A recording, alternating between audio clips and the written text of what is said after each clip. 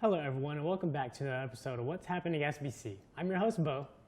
And I'm Caleb Lemon. So, Beau, what's the topic for today? Today we're going to be talking about Cinco de Mayo, the interesting facts about Cinco de Mayo, and the country it comes from. Cinco de Mayo, that's Spanish for the 5th of May, right? Which it's a celebration that's held on May 5th. The date is observed to commemorate the Mexican Army's victory over the French Empire at the Battle of Puebla on May 5th, 1862.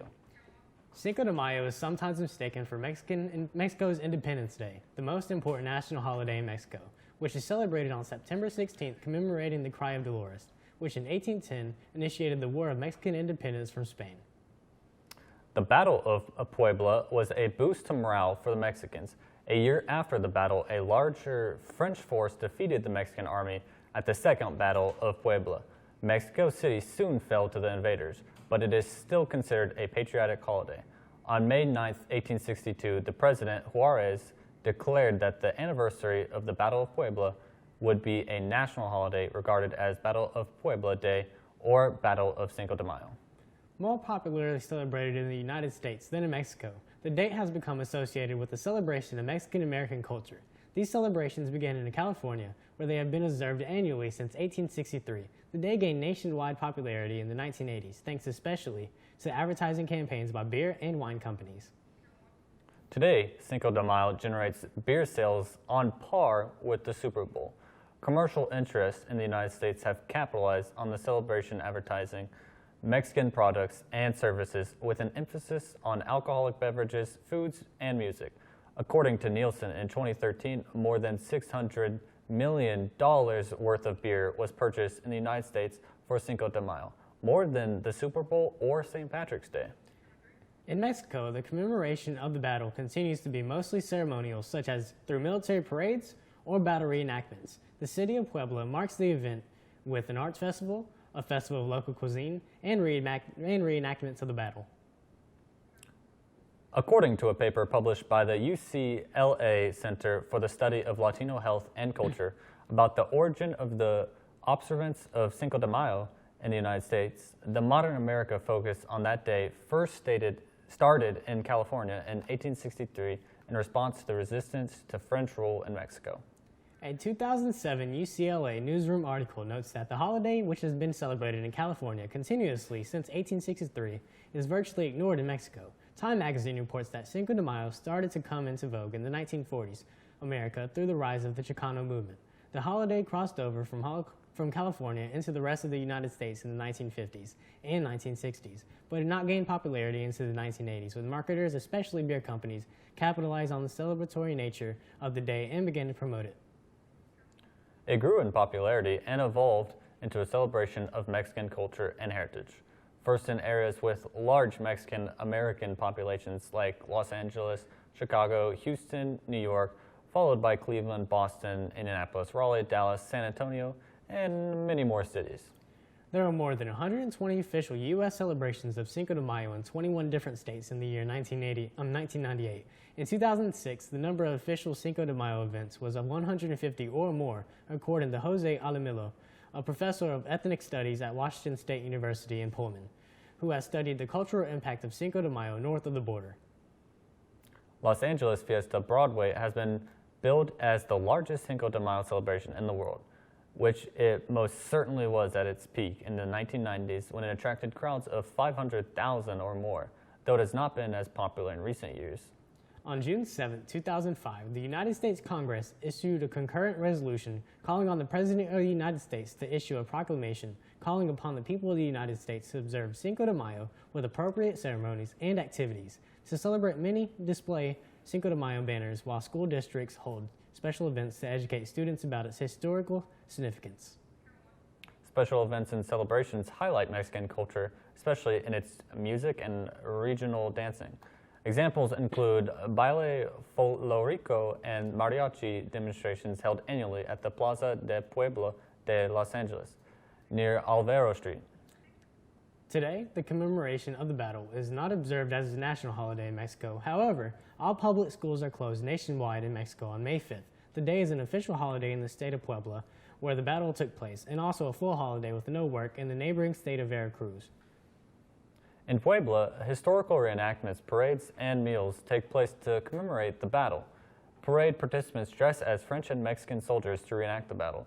Every year, the city also hosts the festival International de Puebla, which gathers national and international artists, traditional musicians, and dancers, as well as the festival International de Mole, with an emphasis on the city's iconic mole poblano. Today, Emma's is going to show us how to make Cinco de Mayo themed centerpieces. Let's take a look.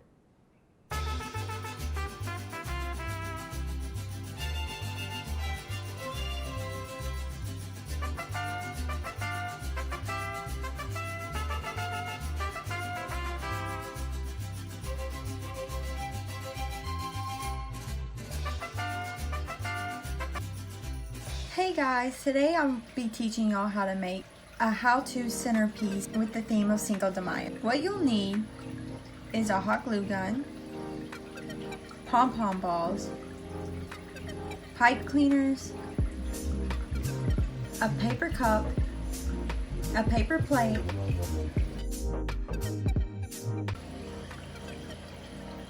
the first thing you'll do is have your paper plate and your paper cup, and you're gonna want to just glue it right in the center. I chose to use hot glue because it dries fast and it holds really good. So I put hot glue all around the rim of the cup, and then I just stuck it in the center of the plate.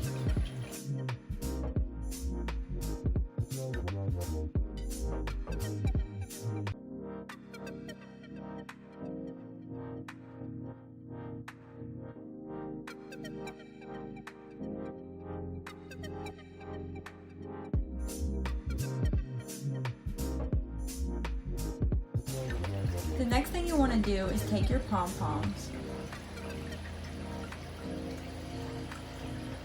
and glue them around the rim of the plate.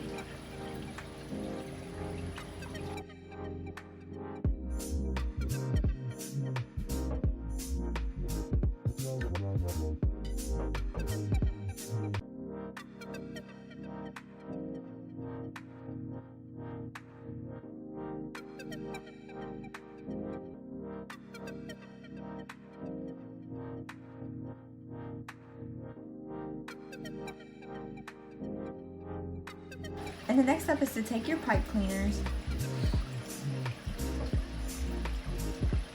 and hot glue it to the rim of the cup where it touches the plate. I started off with a small dab of glue and then wrapped the pipe cleaner around the cup.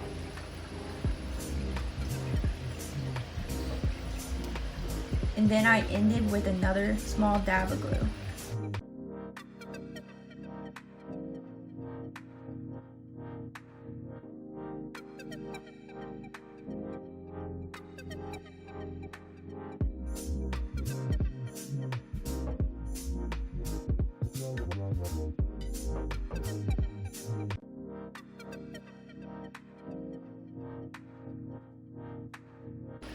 And then I did the exact same thing with my next two colored pipe cleaners.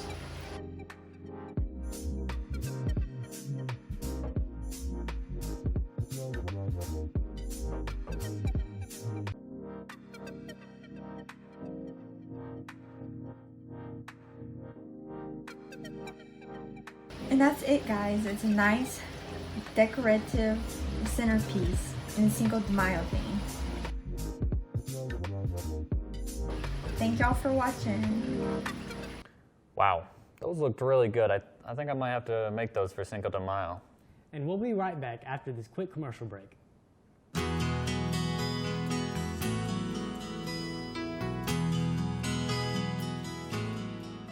Hi, my name is Lauren Brown, and I teach graphic design and animation at Bossier Parish Community College.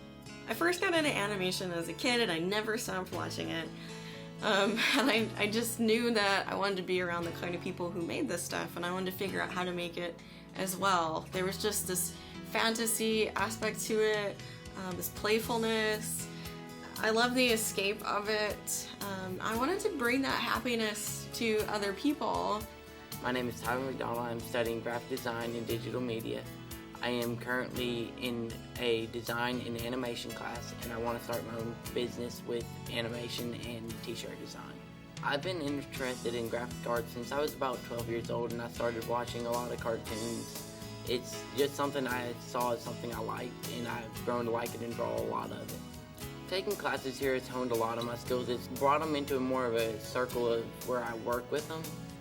I would recommend this to anybody trying to become a graphic artist because we have just about anything you want to study here. It's an amazing program. We offer a lot of different courses in graphic design and animation. In graphic design, we start off with Photoshop. So you're taking things from different places and putting them together to make them look like they belong together. In Illustrator, you're creating graphics, so a lot of lines and gradients. You can do logos and layouts and things like that. Mascots, all kinds of fun stuff. And then you can put those things together in InDesign when you're looking at, okay, how do I lay out a book? How do I lay out a pamphlet? Something like that. With animation, you can take your stuff from Illustrator or Photoshop and bring it into After Effects and have it all move around. You can go into 2D animation software and either draw frame by frame, or you can sort of puppet, like a little cutout puppets where the joints move. You can also go into 3D animation where you're sculpting something, giving it color, and then putting bones in it so that you can animate it and then move around in 3D space within the computer. So there are a lot of different areas to explore.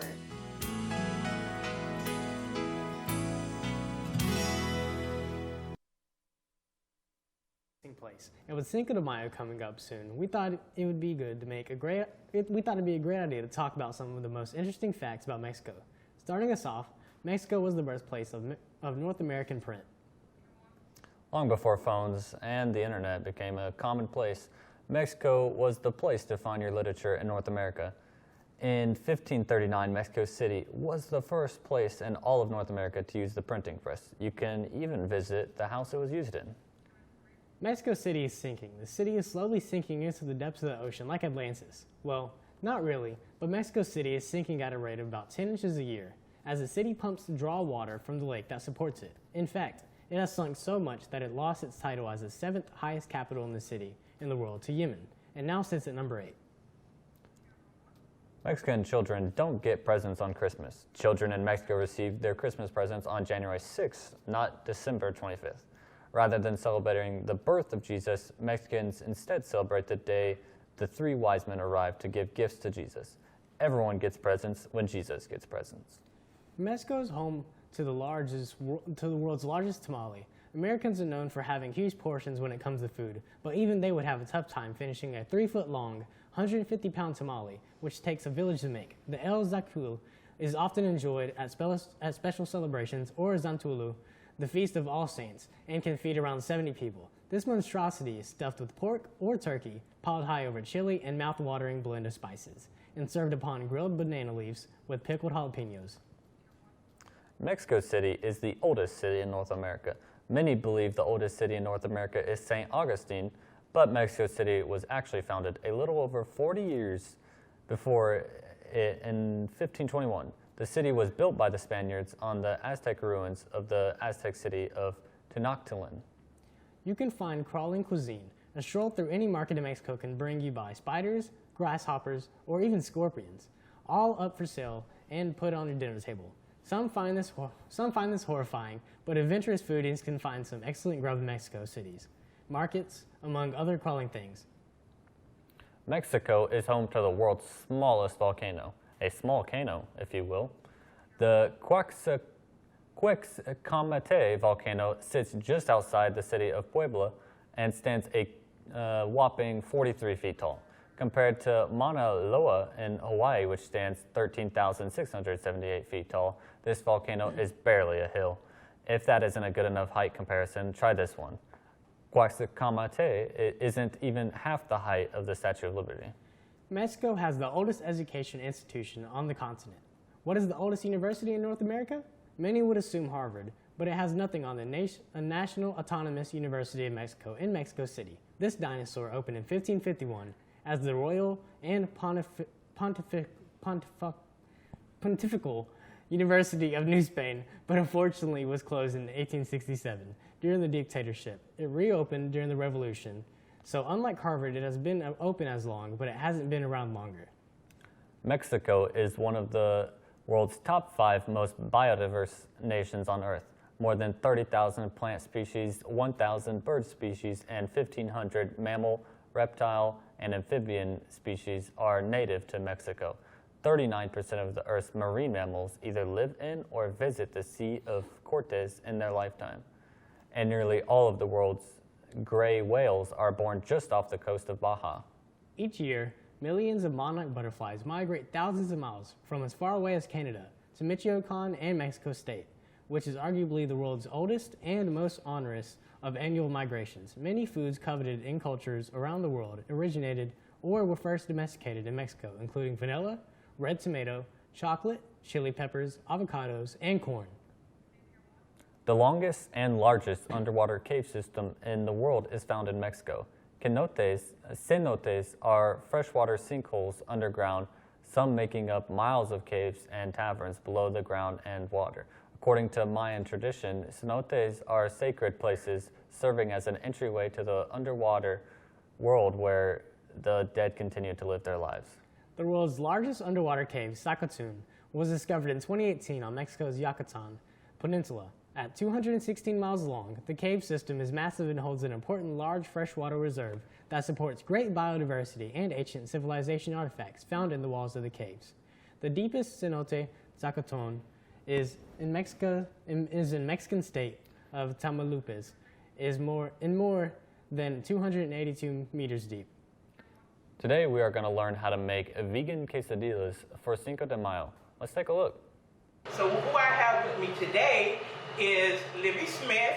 She's a vegan chef and a vegetarian chef. And her daughter Ava Smith, and they're going to make some dishes that you can make at home in celebration of Cinco de Mayo. Hi, my name is Libby Smith, and I am a local chef that specializes in vegan and vegetarian cuisine. I cook everything, but I like cooking healthy things. We are going to make one of my favorite go-to dishes, or quesadillas, because they're so easy. You can basically use whatever that you have in your fridge or at home. It only takes minutes. So I brought some stuff that I have at home, and I am going to include a meat version because we had some leftover sausage from a youth activity that we did at church. So the first one I'm going to do is a breakfast quesadilla. So we're going to get sausage. You can chop it up. You can do any kind of your favorite meat. There's a lot of different plant-based meats that are really good at your local grocery store. So we're going to do this in 1/2. And then I have some cheddar cheese. You can scramble some eggs, or add scrambled eggs, cooked scrambled eggs into this as well. Onions, peppers, basically your favorite ingredients. And next we are going to make another breakfast quesadilla, but this time we are going to be making a vegan one, which means it has absolutely no animal products. So this is a vegan scramble that's made from tofu. So I've just sauteed the onions and peppers, whatever ingredients are your favorite. And we're going to do this on half.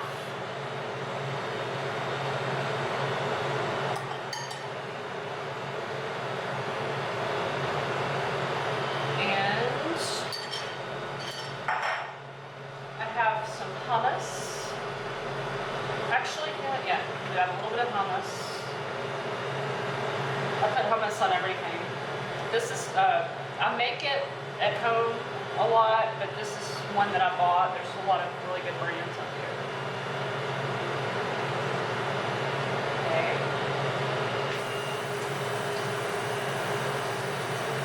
Then, this is a vegan Feta cheese, and so this is again the tofu that I mentioned that comes in the block. It's in your produce section. And there's all kinds of recipes online, but essentially it's got coconut oil in it, dill, lemon juice, maybe some apple cider vinegar, so it's got that real tart, salty taste that feta cheese has without the dairy. Then I'm going to make one more, and then while these are baking, my daughter, Ava, she's always my wonderful helper. She is going to show you how to make her favorite version of guacamole in just a few minutes. Okay, so the last one that I'm going to do, this is jackfruit, and this is actually a fruit that comes from the Caribbean or tropical countries. Break it apart, it's just like pork. And then I made a homemade barbecue sauce and started together. All right, I think I'm going to add a little bit of that feta on here too. That should be good. All right, so I'm going to stick these in the oven. Hi. So, again, just like the quesadillas, it's a very easy recipe to do. All you're going to need is some avocados and some salt and a little bit of lime juice or lemon juice, so you prefer, either. So the first thing we're going to do, I already went ahead and did this before, but you're just going to take your avocados, split them in half, take the core out, and then you're just going to go in and do like cross-hatching in the thing, so that way, whenever you're ready to put it in the bowl, you can just kind of take a spoon and go behind, and just take it all out. It falls out really easily, so I'm going to do that really quickly. You're going to take a lime and just kind of squeeze it in there. And you can add as much as you want or as little as you want, or honestly, you don't have to add lime at all if you don't want to. Okay, and then we're going to add just a little pinch of salt to give it some flavor. And then we're going to mix it together. There you go, you have guacamole. And you can, eat it with chips or carrots or whatever you want to. Put it on top of your quesadilla. Yeah. So we're just going to cut it into little wedges.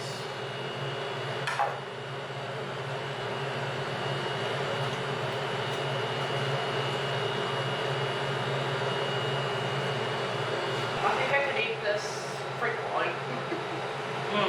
That's so good.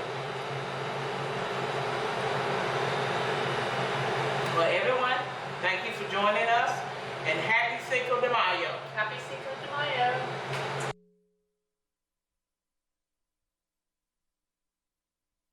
Wow, that looked really good. I'm not a big fan of vegan food, but I have to try that sometime. Well, I'm your host, Beau Norman, and that's all we have for you today. And I'm Caleb, and thank you for watching What's Happening SBC.